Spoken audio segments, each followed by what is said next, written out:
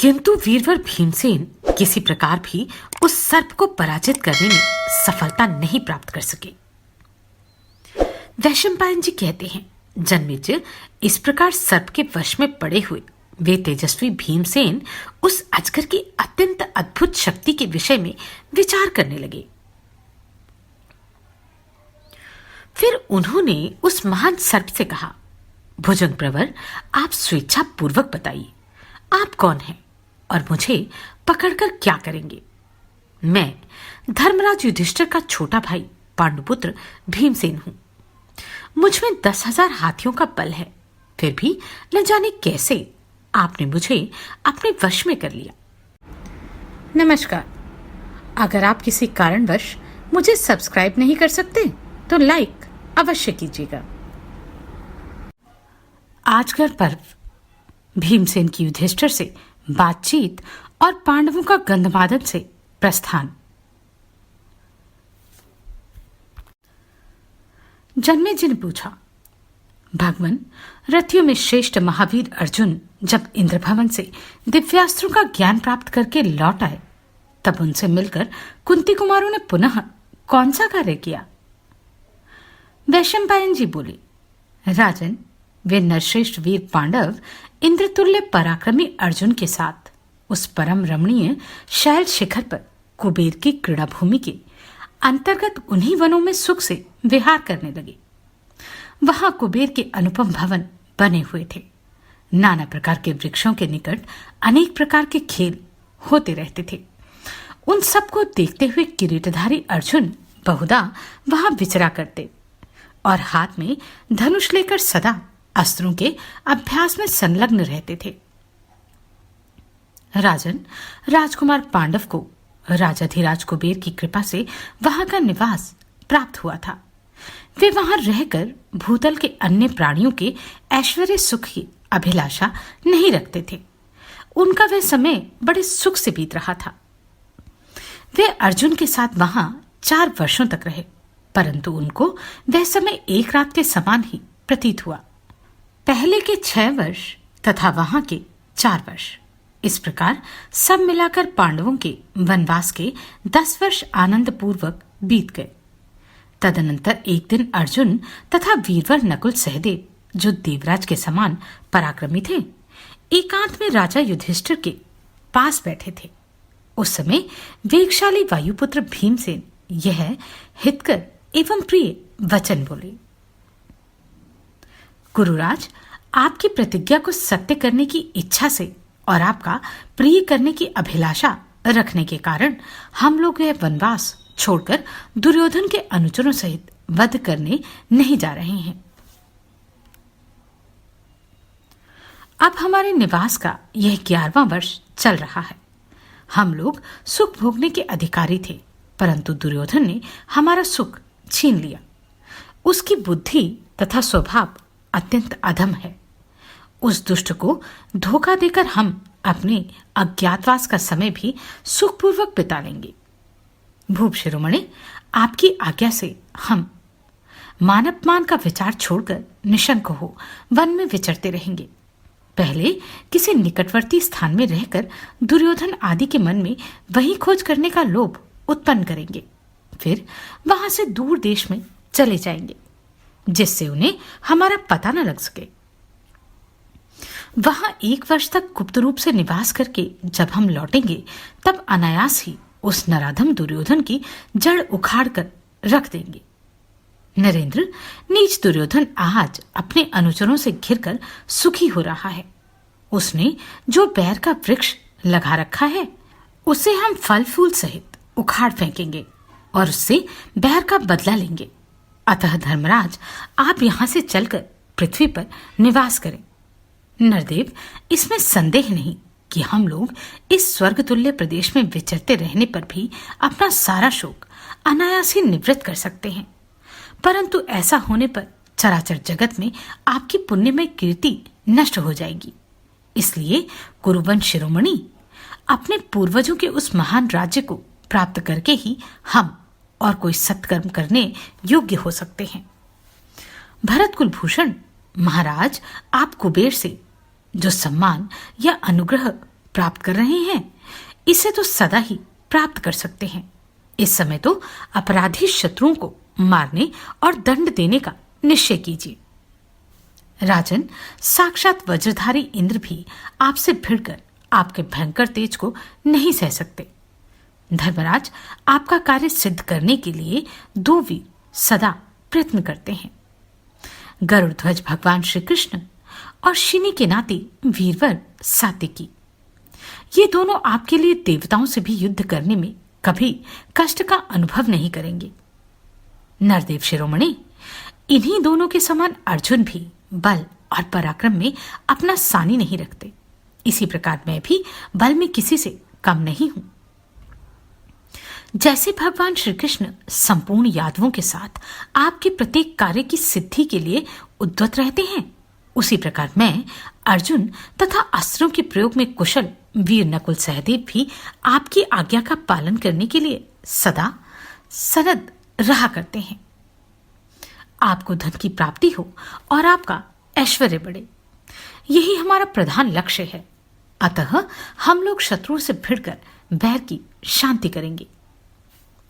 वैशंपायन जी कहते हैं, जन्मेजय तदनंतर धर्म और अर्थ के तत्व को जानने वाले उत्तम ओज से संपन्न श्रेष्ठ महात्मा धर्मपुत्र युधिष्ठिर ने उस समय उन सब के अभिप्राय को जानकर कुबेर के निवास स्थान उस गंधमादन पर्वत की प्रदक्षिणा की। फिर उन्होंने वहां के भवनों, नदियों, सरोवरों तथा समस्त राक्षसों से विदा ली।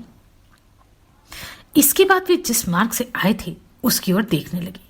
तदनंतर उन विशुद्ध बुद्धि महात्मा युधिष्ठिर ने पुनः गंधमादन पर्वत की ओर देखते हुए उस श्रेष्ठ गिरिराज से इस प्रकार प्रार्थना की, शैलेंद्र, अब अपने मन और बुद्धि को संयम में रखने वाला मैं शत्रुओं को जीतकर अपना खोया हुआ राज्य पाने के बाद सुहृदों के साथ अपना सब कार्य संपन्न करके पुनः तपस्या के लिए लौटने पर आपका दर्शन करूंगा।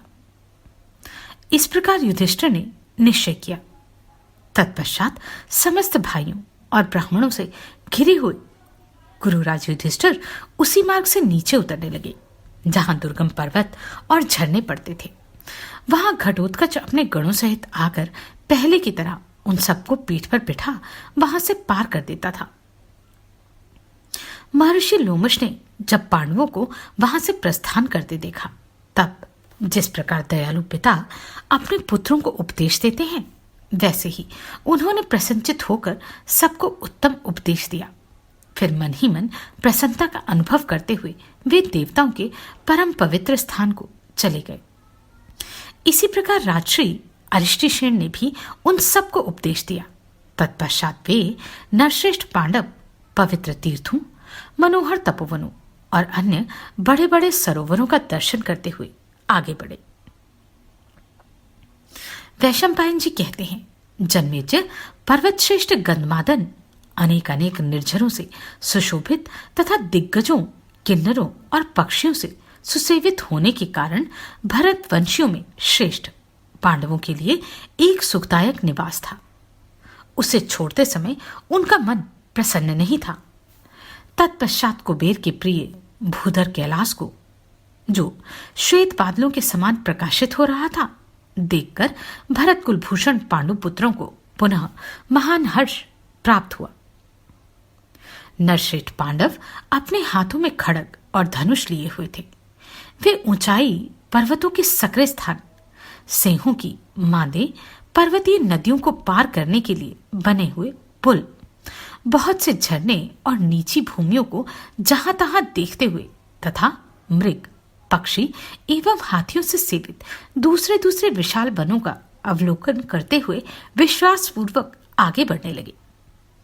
पुरुष रत्न पांडव कभी रमणीय वनों में, कभी सरोवरों के किनारे, कभी नदियों के तट पर और कभी पर्वतों की छोटी बड़ी गुफाओं में दिन या रात के समय ठहरते जाते थे। सदा ऐसे ही स्थानों में उनका निवास होता था। अनेक बार दुर्गम स्थानों में निवास करके अचिंत्य रूप कैलाश पर्वत को पीछे छोड़ वे पुनः वृषपर्वा के अत्यंत मनोरम उस श्रेष्ठ आश्रम में आ पहुंचे। वहां राजा वृषपर्वा से मिलकर और उनसे भलीभांति पूजित होकर उन सब का शोक मोह दूर हो गया। फिर उन्होंने वृषपर्वा से गंधमादन पर्वत पर अपने रहने के वृतांत का यथार्थ रूप से एवं विस्तार पूर्वक वर्णन किया। उस पवित्र आश्रम में देवता और महर्षि निवास किया करते थे। वहां एक रात सुखपूर्वक रहकर वे वीर पांडव फिर विशालापुरी के बद्रिका आश्रम तीर्थ में चले आए और वहां बड़े आनंद से रहे। तत्पश्चात वहां भगवान नरनारायण के क्षेत्र में आकर सभी महानुभाव पांडवों ने सुखपूर्वक निवास किया और शोक रहित हो कुबेर की उस प्रिय पुष्करणी का दर्शन किया, जिसका सेवन देवता और सिद्ध पुरुष किया करते हैं। संपूर्ण मनुष्यों में श्रेष्ठ वे पांडुपुत्र उस पुष्करणी का सेवन करके शोक रहित हो गए। वहां इस प्रकार आनंद का अनुभव करने लगे मानो निर्मल ब्रह्मर्षिगण इंद्र के नंदनवन में सानंद विचर रहे हों। इसके बाद वे सारे नरवीर जिस मार्ग से आए थे क्रमशः उसी मार्ग से चल दिए। बद्रिकाश्रम में 1 मास तक सुखपूर्वक विहार करके उन्होंने किरात नरेश सुबाहु के राज्य की ओर प्रस्थान किया। कुलिंद के तुषार दरद आदि धन धान्य से युक्त और प्रचुर रत्नों से संपन्न देशों को लांघते हुए हिमालय के दुर्गम स्थानों को पार करके उन नरवीरों ने राजा सुबाहु का नगर देखा। राजा सुबाहु ने जब सुना कि मेरे राज्य में राजपुत्र पांडवगण पधारे हुए हैं, तब बहुत प्रसन्न होकर नगर से बाहर आ उसने उन सब की आगवानी की। फिर कुरुश्रेष्ठ युधिष्ठिर आदि ने भी उनका बड़ा समादर किया। राजा सुबाहु से मिलकर वे विशोक आदि अपने सारथियों इंद्रसेन आदि परिचारकों अग्रगामी सेवकों तथा रसोइयों से भी मिले।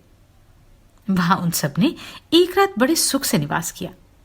पांडवों ने अपने सारे सारथियों तथा रथों को साथ ले लिया और अनुजरों सहित घटोत्कच को विदा करके वहां से पर्वतराज को प्रस्थान किया, जहां यमुना का उद्गम स्थान है। झरनों से युक्त हिमराशि उस पर्वत रूपी पुरुष के लिए उत्तरीय का काम करती थी और उसका अरुण एवं श्वेत रंग का शिखर बाल सूर्य की किरणें पड़ने से श्वेत एवं लाल पगड़ी के समान शोभा पाता था। उसके ऊपर विशाखयूप नामक वन में पहुंचकर नरवीर पांडवों ने उस समय निवास किया। वह विशाल वन चैत्रथ वन के समान शोभायमान था। वहां सुअर, नाना प्रकार के मृग तथा पक्षी निवास करते थे। उन दिनों पांडवों का वहां हिंसक जीवों को मारना ही प्रधान काम था। वहां वह 1 वर्ष तक बड़े सुख से विचरते रहे। उसी यात्रा में भीमसेन एक दिन पर्वत की कंदरा में भूख से पीड़ित एक अजगर के पास जा पहुंचे, जो अत्यंत बलवान होने के साथ ही मृत्यु के समान भयानक था। उस समय उनकी अंतरात्मा विषाद एवं मोह से व्यथित हो उठी। उस अवसर पर धर्मात्माओं में श्रेष्ठ अत्यंत तेजस्वी युधिष्ठिर भीमसेन के लिए द्वीप की भांति अवलंब हो गए। अजगर ने भीमसेन के संपूर्ण शरीर को लपेट लिया था, परंतु युधिष्ठिर ने अजगर को उसके प्रश्नों के उत्तर द्वारा संतुष्ट करके उन्हें छुड़ा लिया। अब इन पांडवों के वनवास का 12वां वर्ष आ पहुंचा था। उसे भी वन में सानंद व्यतीत करने के लिए उनके मन में बड़ा उत्साह था। अपनी अद्भुत कांति से प्रकाशित होते हुए तपस्वी पांडव चैत्रथ वन के समान शोभा पाने वाले उस वन से निकलकर मरुभूमि के पास सरस्वती के तट पर गए और वहीं निवास करने की इच्छा से द्वैतवन के द्वैत सरोवर के समीप गए। उस समय पांडवों का विशेष प्रेम सदा धनुर्वेद में ही लक्षित होता था। उन्हें द्वैतवन में आया देख वहां के निवासी उनके दर्शन के लिए निकट आए। वे सबके सब तपस्या, इंद्रिय संयम, सदाचार और समाधि में तत्पर रहने वाले थे। तिनके की चटाई, जलपात्र, ओढ़ने का कपड़ा और सिल लोड़े, यही उनके पास सामग्री थी। सरस्वती के तट पर पाकड़, बेड़ा, रोहितक, बैंत, बेर, खैर, सिरस, बेल, इंगुदी, पीलू, शमी और करीर आदि के वृक्ष खड़े थे। यह नदी यक्ष, गंधर्व और महर्षियों को प्रिय थी। देवताओं की तो यह मानो बस्ती ही थी। राजपुत्र पांडव बड़ी प्रसन्नता और सुख से वहां विचरने और निवास करने लगे। जन्मेजय ने पूछा, मुने, भयानक पराक्रमी भीमसेन में तो 10,000 हाथियों का बल था, फिर उन्हें उस अजगर से इतना तीव्र भय कैसे प्राप्त हुआ, जो बल के घमंड में आकर पुलस्त्य नंदन कुबेर को भी युद्ध के लिए ललकारते थे, जिन्होंने कुबेर की पुष्करणी के तट पर कितने ही यक्षों तथा राक्षसों का संहार कर डाला था। उन्हें शत्रुसूदन भीमसेन को आप भयभीत और विपत्तिग्रस्त बताते हैं। अतः मैं इस प्रसंग को विस्तार से सुनना चाहता हूं। इसके लिए मेरे मन में बड़ा कौतूहल हो रहा है। वैशंपायन जी कहते हैं, राजन, राजश्री वृषपर्वा के आश्रम से आकर उग्र धनुर्धर पांडव अनेक आश्रयों से भरे हुए उस द्वैतवन में निवास करते थे। भीमसेन तलवार बांधकर हाथ में धनुष लिए अकस्मात घूमने निकल जाते और देवताओं तथा गंधर्वों से सेवित उस रमणीय वन की शोभा निहारते थे। उन्होंने हिमालय पर्वत के उन शुभ प्रदेशों का अवलोकन किया जहां देवऋषि और सिद्ध पुरुष विचरण करते थे तथा अप्सराएं जिनका सदा सेवन करती थी। वहां भिन्न भिन्न स्थानों में चकोर, उपचक्र, जीव जीवक, कोकिल और भृंगराज आदि पक्षी कलरव करते थे। वहां के वृक्ष सदा फूल और फल देते थे। हिम के स्पर्श से उनमें कोमलता आ गई थी। उनकी छाया बहुत घनी थी और वे दर्शन मात्र से मन एवं नेत्रों को आनंद प्रदान करते थे। उन वृक्षों से सुशोभित प्रदेशों तथा वैदुर्य मणि के समान रंग वाले हिम सदृश स्वच्छ शीतल सलील समूह से संयुक्त पर्वतीय नदियों की शोभा निहारते हुए वे सब ओर घूमते थे। नदियों की उस जलराशि में हंस और कार्णव आदि सहस्त्रों पक्षी किलोले करते थे। हरिचंदन, तुंग और कालियक आदि वृक्षों से युक्त ऊंचे ऊंचे देवदारू के वन ऐसे जान पड़ते थे मानो बादलों को फंसाने के लिए फंदे हो। महाबली भीम सारे मरु प्रदेश के शिकार के लिए दौड़ते और केवल बाणों द्वारा हिंसक पशुओं को घायल करते हुए विचरा करते थे। भीमसेन अपने महान बल के लिए विख्यात थे। उनमें सैकड़ों हाथियों की शक्ति थी। वे उस वन में विकराल दाढ़ों वाले बड़े बड़े सिंहों को भी पछाड़ देते थे। भीमसेन का पराक्रम भी उनके नाम के अनुसार ही भयानक था। उनकी भुजाएं विशाल थी। वे मृग्या में प्रवृत्त होकर जहां जहां हिंसक पशुओं, वराहों और भैंसों को भी मारा करते थे। उनमें सैकड़ों मतवाले गजराजों के समान बल था। वे एक साथ 100-100 मनुष्यों का वेग रोक सकते थे। उनका पराक्रम सिंह और शार्दुल के समान था। महाबली भीम उस वन में वृक्षों को उखाड़ते और उन्हें वेग पूर्वक पुनः तोड़ डालते थे। वे अपनी गर्जना से उस वन्य भूमि के प्रदेशों तथा समूचे वन को गुंजाते रहते थे। वे पर्वत शिखरों को रौंदते, वृक्षों को तोड़कर इधर उधर बिखेरते और निश्चिंत होकर अपने सेनाद से भूमंडल को प्रतिध्वनित किया करते थे। वे निर्भय होकर बार बार वेग पूर्वक कूदते, फांदते, ताल ठोकते, सेहनाद करते और तालियां बजाते थे। वन में घूमते हुए भीमसेन का बलाभिमान दीर्घकाल से बहुत बड़ा हुआ था। उस समय उनकी सिंह गर्जना से महान बलशाली गजराज और मृगराज भी भय से अपना स्थान छोड़कर भाग गए। वे कहीं दौड़ते, कहीं खड़े होते और कहीं बैठते हुए शिकार पाने की अभिलाषा से उस महाभयंकर वन में निर्भय विचरते रहते थे। वे नरश्रेष्ठ महाबली भीम उस वन में वंचर भीलों की भांति पैदल ही चलते थे। उनका साहस और पराक्रम महान था। वे गहन वन में प्रवेश करके समस्त प्राणियों को डराते हुए अद्भुत गर्जना करते थे। तदनंतर एक दिन की बात है, भीमसेन के सेनाद से भयभीत हो गुफाओं में रहने वाले सारे सर्प बड़े वेग से भागने लगे और भीमसेन धीरे धीरे उन्हीं का पीछा करने लगे।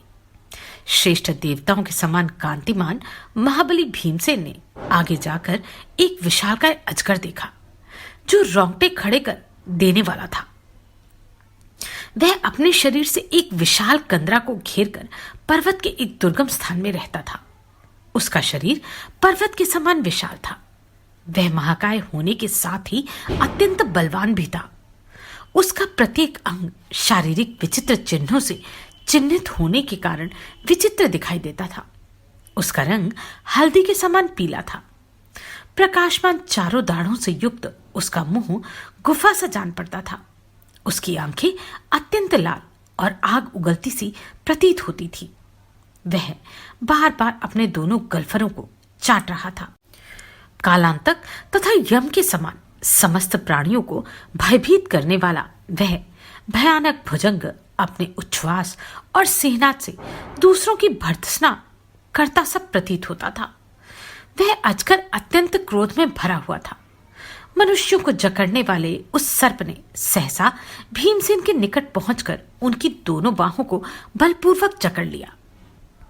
उस समय भीमसेन का शरीर का उससे स्पर्श होते ही वे भीमसेन सहसा अचेत हो गए। ऐसा इसलिए हुआ कि उस सर्प को वैसा ही वरदान मिला था। 10,000 गजराज जितना बल धारण करते हैं उतना ही बल भीमसेन की भुजाओं में विद्यमान था। उनके बल की और कहीं समता नहीं थी।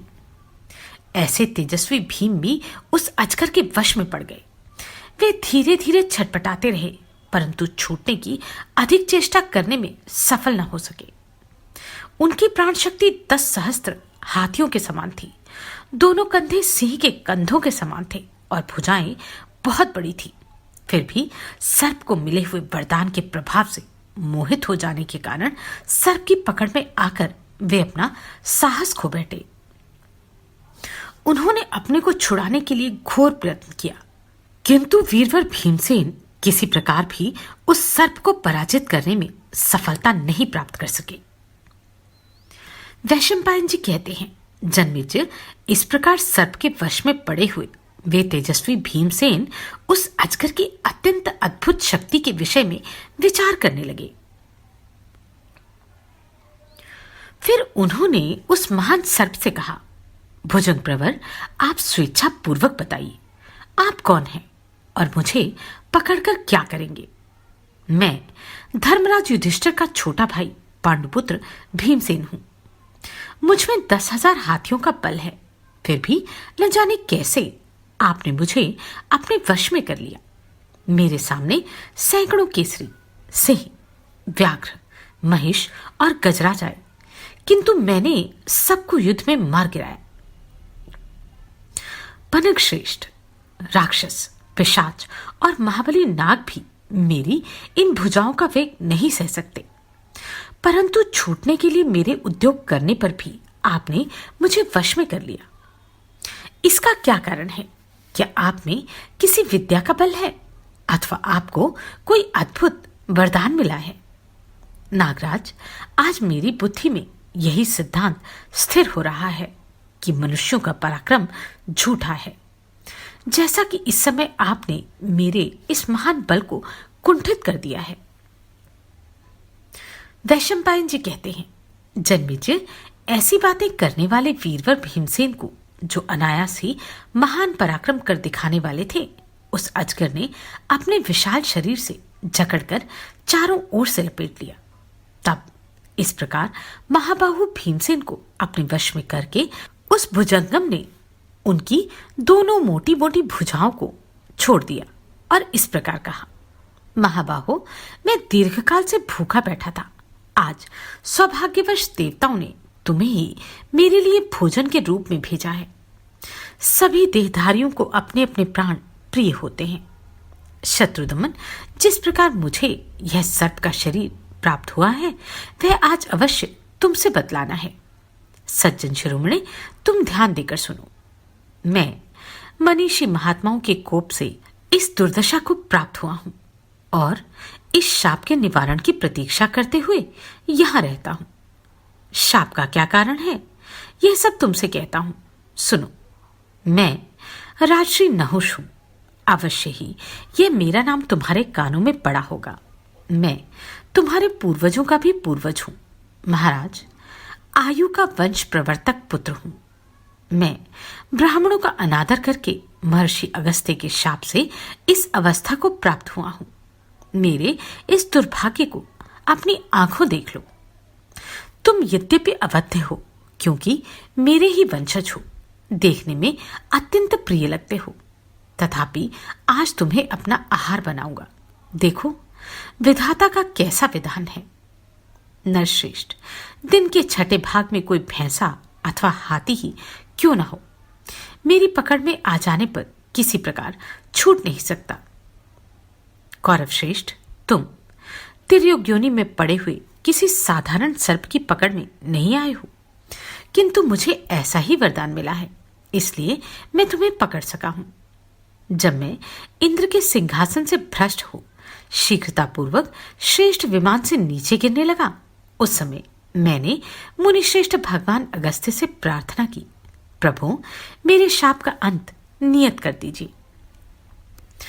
उस समय उन तेजस्वी महर्षि ने दया से द्रवित होकर मुझसे कहा, राजन, कुछ काल के पश्चात तुम इस शाप से मुक्त हो जाओगे।